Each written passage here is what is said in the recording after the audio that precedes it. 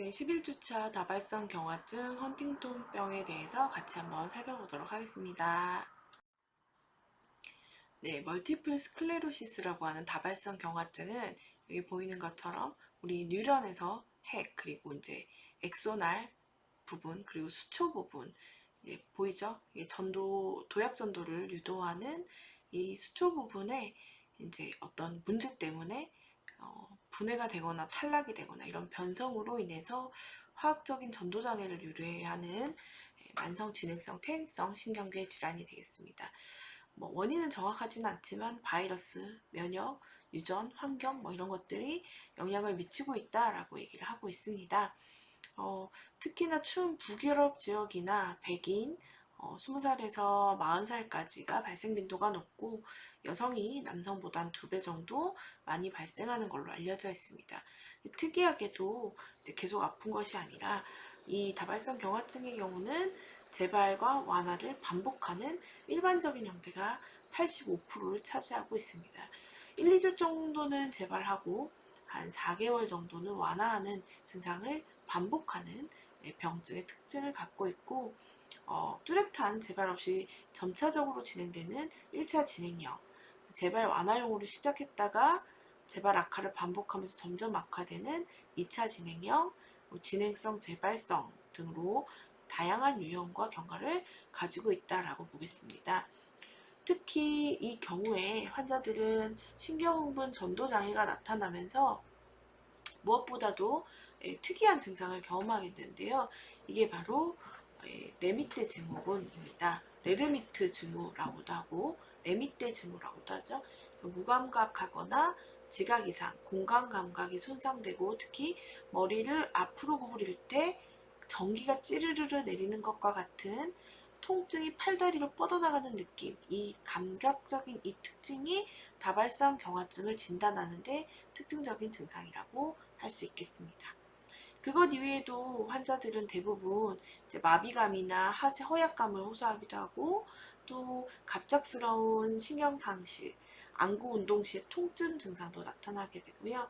손해에서는 운동실조, 균형 감각이나 조정력 상실, 그 다음에 말을 할 때는 좀 버버버버거리는 단속성 언어, 스캐닝 스피치라고 하는 음절 사이에 말이 느리게 되는 그런 증상을 갖게 됩니다. 그것 이외에도 이제 안면 마비나 3차 신경통, 우울증, 기억력 장애, 피로, 그리고 암점이 보이는 듯한 시력 손상과 어지럼증을 동반하는 것이 특징적인 증상이라고 할 수 있겠습니다. 자, 그러면 문제를 풀어볼게요. 레미테 혹은 레르미트 증후군, 증후군에 대한 설명이 있죠. 이 증후가 나타나는 질환은 무엇일까요?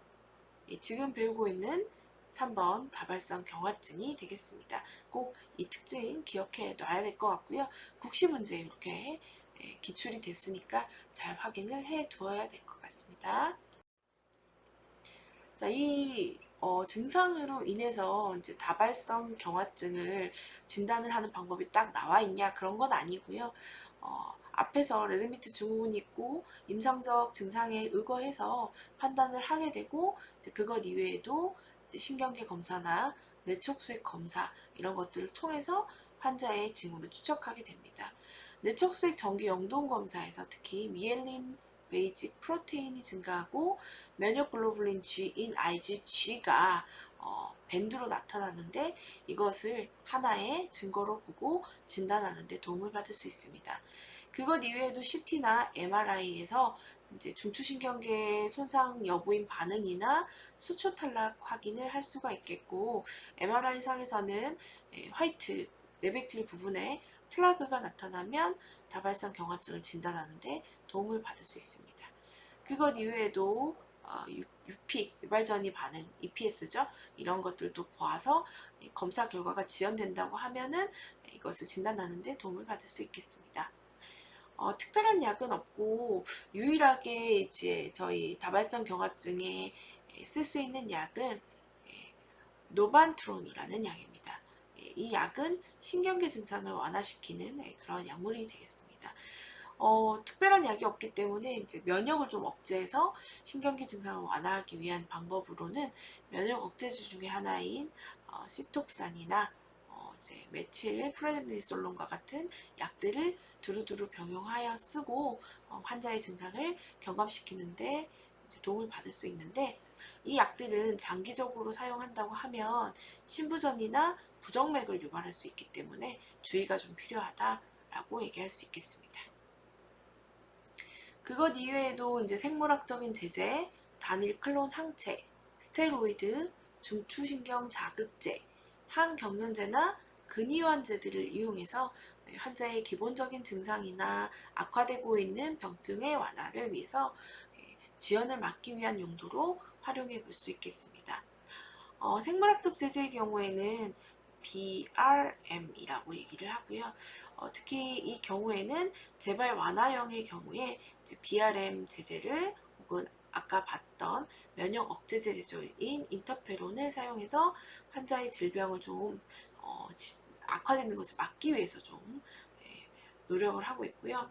코박송 같은 약물들은 흉통을 유발할 수 있고, 인터페론은 우울감이나 자살 충동, 혈소판 감소증, 백혈병, 주사 부위 반응이 나타날 수 있기 때문에 주의가 필요할 수 있겠습니다. 다닐 클론 항체로는 티사브리와 같은 약들을 써서 면역 반응을 억제할 수 있겠고요. 우리 늘 답을 모를 때 스테로이드 쓰죠. 그래서 솔로메드롤과 같은 약을 써서 염증이나 뇌 부종을 완화시키기 위한 목적으로 사용해 볼 수도 있겠습니다. 대증요법도 사용해 볼 수 있는데요. 감각이 이상하기 때문에 카바메지핀을 써볼 수도 있겠고요. 아멜티라인이나 혹은 손해 운동 실조증에 이용할 수 있는 여러 가지 약물들, 아만타틴 이런 약물들을 써가지고 환자에 대한 가지고 있는 질병들의 증상을 완화시키기 위한 노력을 해볼 수 있겠습니다. 간호로는 대표적으로 피로를 관리해 주는 게 중요합니다. 환자들은 대부분 너무 피로하대요. 그래서 이것을 조절하기 위해서 좀 더 많이 자게 한다거나 혹은 약물의 종류나 우울증 등을 사정해서 환자를 잘 확인해 줄 필요가 있고요. 특히 온도 감각이 떨어지기 때문에 이제 화상을 입을 수 있어서 전열기구 주의나 샤워할 때도 너무 뜨거운 물을 사용하지 않도록 그렇게 가이드를 줄 수 있겠습니다. 환자들은 대부분 움직이는데 장애가 있기 때문에 RM 엑서사이저나 필요하다면 근력 강화 운동 프로그램을 제공하고 ADL 그리고 보조기구를 사용하는 것이 환자의 도움을, 기동력을 증진하는 데 도움을 받을 수 있게 되겠습니다. 인지기능도 이제 시간이 좀 지나면 점점 떨어지기 시작하게 되는데요. 특히 집중력이나 기억력, 문제 해결 능력, 시간적 인지, 언어 사용에 문제가 있기 때문에 환자들의 방에는 달력을 달아놓거나 체크리스트를 이용해서 이 인지 기능을 증진시킬 수 있도록 노력을 기울여야겠습니다. 그것 이외에도 성기능 변화에 대한 부분에 대한 적응도 필요하고요. 배변이나 배뇨 관리가 잘 되지 않기 때문에 충분한 수분을 섭취하게 하고, 만약에 소변이 좀 잘 안 나온다 그러면은 아랫배를 눌러서 방광을 짜주는 크레데 방법으로 방광을 비우게 하거나, 대변 활동을 유도하기 위해서 케겔 운동 이런 것들도 중요하다라고 얘기할 수 있겠습니다. 복시가 있을 수 있어요. 이런 경우에는 복시 완화를 위해서 안대를 양쪽 눈에 교대로 적용하게끔 하고요.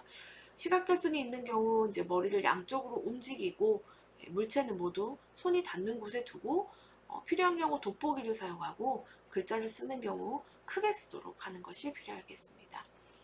그것 이외에도 이제 보완대체요법으로 습열 사용이라든가 마사지, 그다음에 운동, 정기적 자극 이런 것들을 제공해 줄 수가 있겠습니다.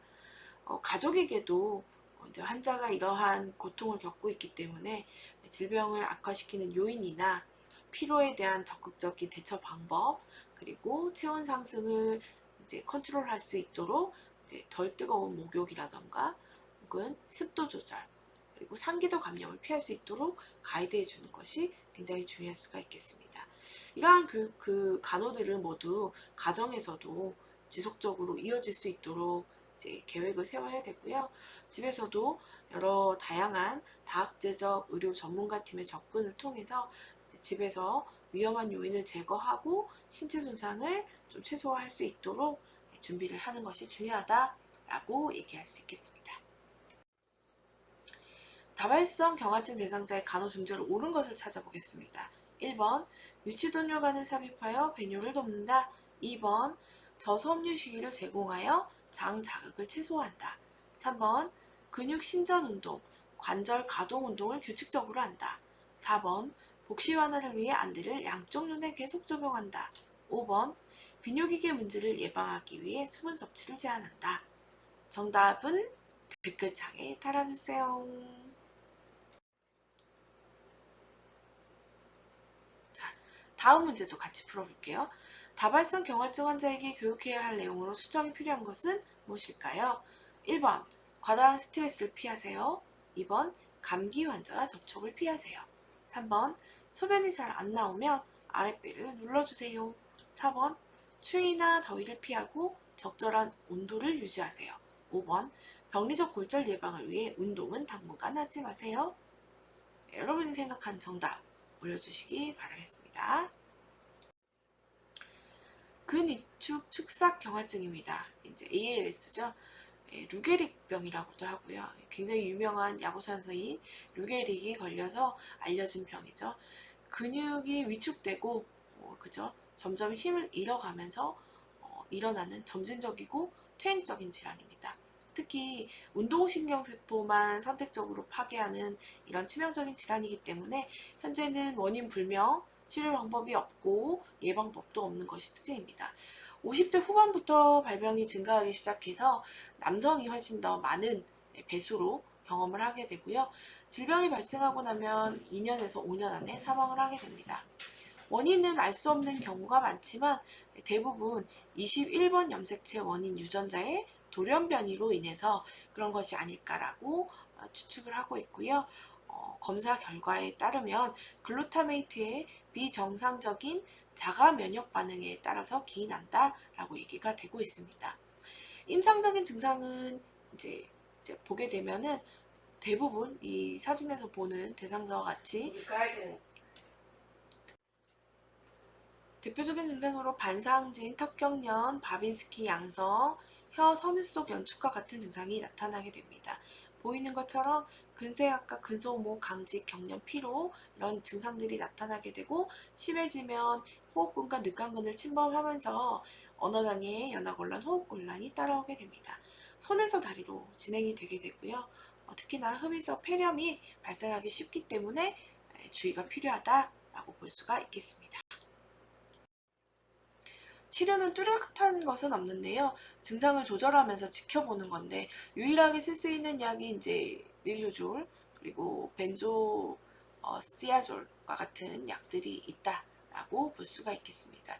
이 약은 진행을 느리게 하는 유일한 약들이고요. 이외에도 환자의 증상을 조금 지연시키고 생명을 보존하기 위해서 여러 가지 다이아제팜이나 난트론과 같은 약들을 써볼 수가 있겠습니다. 간호는 존엄성을 유지하기 위한 다학제적 접근 간호가 필요하게 되겠고요. 해당되는 부분을 읽어서 이해를 하면 되겠습니다. 네, 이 병은 헌팅턴 병이에요. 헌팅턴 병이라고 하면은 이제 어떤 무도양 댄스병이라고 얘기를 무도증이라고 얘기를 할 수가 있습니다.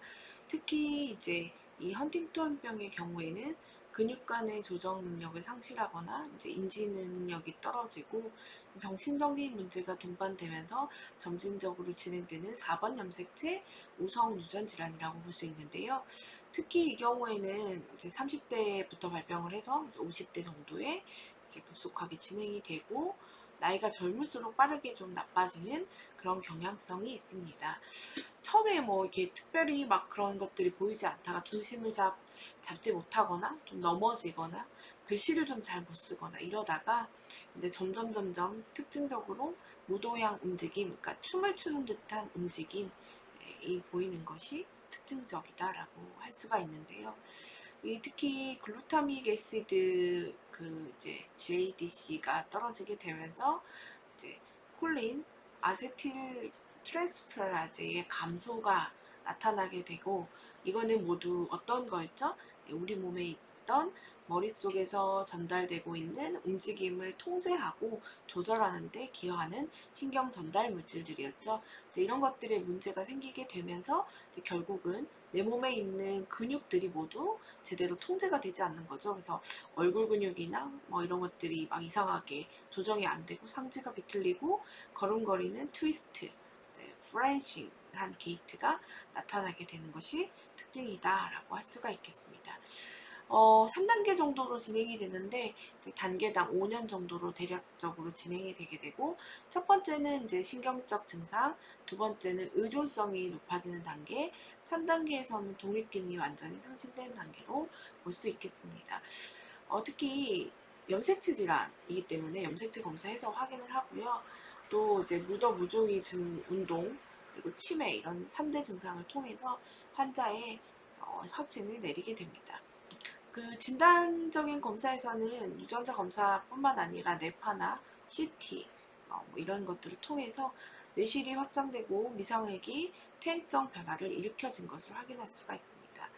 결국에는 이제 이런 것들이 이제 극심하게 이어지면서 심부전이나 호흡부전, 전신 피로, 자살 같은 것들로 사망을 하게 됩니다. 약이 있는 게 아니기 때문에 대증적으로 치료를 하게 되고요. 대부분 합병증으로 많이 사망을 하게 만듭니다. 대표적으로 쓰는 약은 이제 춤추는 활동을 좀 잠재우는 약들이겠죠. 향정시성 약물을 많이 쓰게 됩니다. 할로페리돌, 다이아제팜, 그다음에 아세틸콜린의 전구 물질인 콜린제제 계열들, 이런 것들을 통해서 환자의 움직임에 대한 부분을 좀 줄일 수 있게끔 조정을 하는 약을 쓰게 됩니다. 약물 이외에도 다치지 않도록 안전한 환경을 조성해주고 자가간호 증진과 정서 지지, 그리고 필요시 유전 상담을 해주는 것이 필요할 수가 있다라고 볼 수 있겠습니다. 이 헌팅턴병은 19세기 의사인 조지 헌팅턴이 이름을 붙인 병입니다. 마치 환자가 춤을 추는 듯한 느낌이다 해서 헌팅턴 무도병이다 라고 많이 불리고 있고요. 정상적인 뇌조직과 헌팅턴병이 있는 뇌조직을 비교해보면 뇌실 부분이 현저하게 이제 비활성화되어 있고 뇌가 위축되어 있는 모습을 볼 수 있겠습니다. 특히나 우리가 뇌조직 내 신경세포의 돌기를 보면 정상인들보다 굉장히 많이 크기도 작아져 있고 줄어져 있는 모습을 확인할 수가 있습니다. 특히 이 춤을 계속 원치 않는 상황에서 추게 되면은 에너지를 많이 소모하게 되죠. 그래서 보통 환자들은 그러니까 몸무게를 유지하기 위해서 5,000칼로리 정도의 섭취가 필요한 상태가 됩니다.